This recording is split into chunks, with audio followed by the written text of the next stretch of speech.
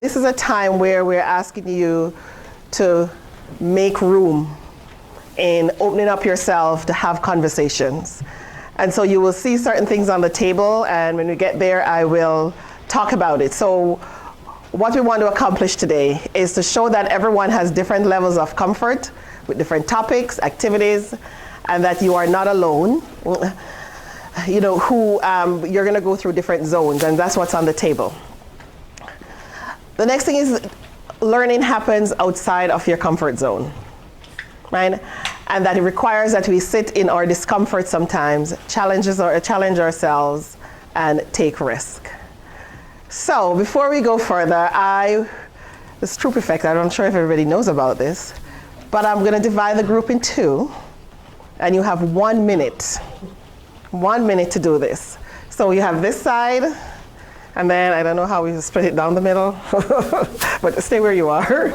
All right? So this is what I want you to do. You are going to say the word and not the color in 1 minute. Sue, are you ready? Ready. Go, this side. Red, blue, orange, purple, orange, blue, green, red, blue, purple, green, red, orange, blue, red, green, purple, orange, red, blue, green, red, blue, purple, orange, blue, red, green, green, purple, orange, red. How was that, Sue? Wow, wonderful. This side, how? All right, this side, ready. Red, blue, orange, purple, orange, blue, green, red, blue, purple, green, red, orange, blue, red, green, purple, orange, red, blue, green, red, blue, purple, orange, blue, red, green, purple, orange, red. Who won, Sue? Under a minute. What? All right, so we want to take it up a notch a little bit. This time, you're going to say the color, not the word. All right, Sue, tell us when you're ready. Go.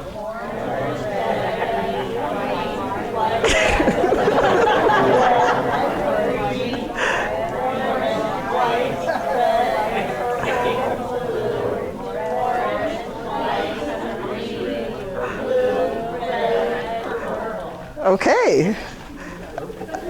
Under 1 minute, Sue? Okay.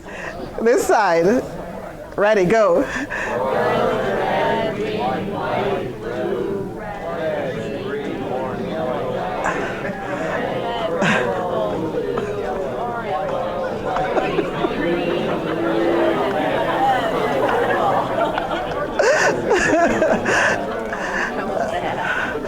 So you see how difficult that could be, right? So what do you notice? The first one was good, right? It was very easy. We could do it, right? But the second one was a little bit harder, right? And this is where conflict happens sometimes, right? Because we know what to do in the first place, right? But the second instruction was a little bit harder because you're not used to it, right? You're not used to it. So I did this because I wanted to talk about how we are socialized. And we are socialized in many different ways. Some of you might know this diagram by Bobby Harrow when she developed this. Now, I'm not saying that this is true fully, right? But it's an idea which she introduced to talk to us about how we socialized and the different way we socialize and what are the different institutions that help us along the way and what happened. So in the activity that you did is that you were familiar with the first part of it, but weren't familiar with the second part of it, right? And we do things a certain way. Or we talk about our cultural conditioning. So in this middle here, this is what happened. The way how we socialize, this is what it can cause: fear, ignorance, confusion, and insecurity, right? If we try to get out of it. So if you look at, someone who is probably of color, and you're walking, and the way how you were socialized, probably unconsciously sometimes not realizing, you just started holding your purse, not even realizing that's what you're doing. And because of the way we were socialized. Other things, like when you were growing up, like for me, my hair, I was told that it can't be curly, it should be straight. because that's not what beauty doesn't look like that, right? I did not know that, right? For me to try to get out of it, to say I want to leave my hair like how I have it now, there's a fear. Will I be accepted? Will I be judged? You know, I think New York City and another state just passed I don't know if it's a law or a policy about natural hair, that we can have it out and be free, right? And be acceptable. Oh, sorry. And so the other times when we want to get out of it, we may have also confusion and sometimes insecurity that happens. But some of the institutions that help us is probably our church, our home, our schools. All of those help us to socialize the way how we are today. And we can get out of it. It's called the cycle of liberation here, where change can happen. We raise consciousness. We can interrupt the system of how we grew up. We are educated. Like coming here to the United States and being in Jamaica, I realized that I was educated on how to, the acceptance of LGBTQ. In Jamaica, it was all about religion. And so I think it was right that, no, I can't accept them. And it's when I started college here, I realized that, oh, that is not the case. I now have to educate my family members, my relatives, on the right thing and what to do. Although religiously, we still have our values, but it doesn't mean that I should put that, I'm not going to put that aside. But I said, how does it intersect, right? Acceptance of others. How do I look at it now? And so if we don't, what happens? It continues. It's a cycle, right? We continue to do it because we have done nothing, right? Because we don't want to make waves. We don't want to promote the status quo. We just don't. So we continue in that cycle as we continue to grow and expose ourselves. So the next thing that I want, because of that, sometimes we don't want to get out of our comfort zone. Because we're comfortable in it, because that's the way how we were socialized. And this is how I want to continue my life. And so we have different kinds of zones. So I want you to just pair share at your table to describe a time when you had to step out of your comfort zone, right? It doesn't matter what, right? Like I've never gone on a plane when I was coming here to the US. And I did not want to step out to go on a plane because although I understand that man is very good, they have put this bird in the air to carry me all the way to another side. And when I was in the plane, I was like, I am over water. So I started panicking internally because I'm not used to it and I was outside of my comfort zone at that time. And what were the effects of this experience? What happened to you? So if you just turn to each other and share quickly what that was like. Get more time to share. So if you are okay showing hands, stepping outside of your comfort zone, did it cause silence? When you step out, was there anger? Was there ignorance? Was there self-hatred? Was there stress? Anything like that happen? After? Well, the Dakota people thought it was pretty funny when I tried to eat dog soup for the first time. Really funny. this young white guy looking at the dog soup, and I sucked it up and I eat the dog soup, but he couldn't smile. Which country was it? Here? Yeah. Wow. Yeah. Okay. All right. Well, regardless, sometimes even when we are in our comfort zone, stress can happen. When we are outside of our comfort zone, go back to the cycle of socialization.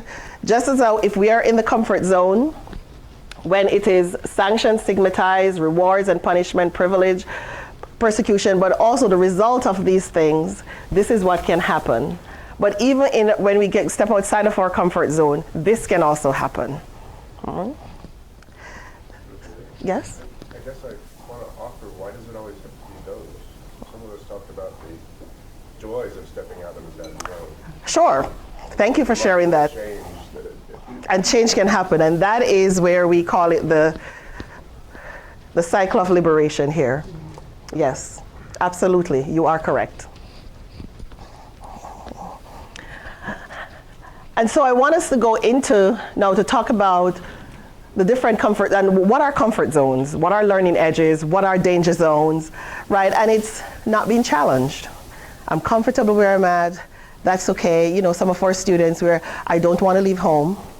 I'm okay going to this college, right? Because they are comfortable. That's what, they don't want to step outside. But when they do step outside, right, it's where they're in their learning edges because they have never been in that particular environment, that side of the country, sometimes. So it's not learning, no learning is taking place.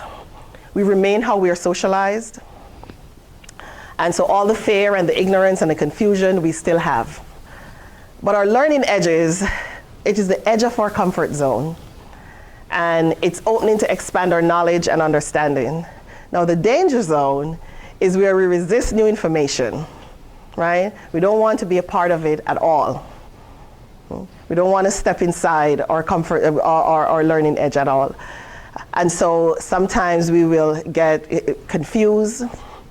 We're ignorant sometimes because of that. It happens.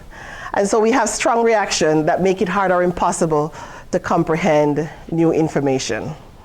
And you know, sometimes when we are in our workplace and change needs to happen, right? This is where we get into our danger zone sometimes. And I see it happen a lot in my workplace, especially when we have a new software. It's like everybody's in the danger zone,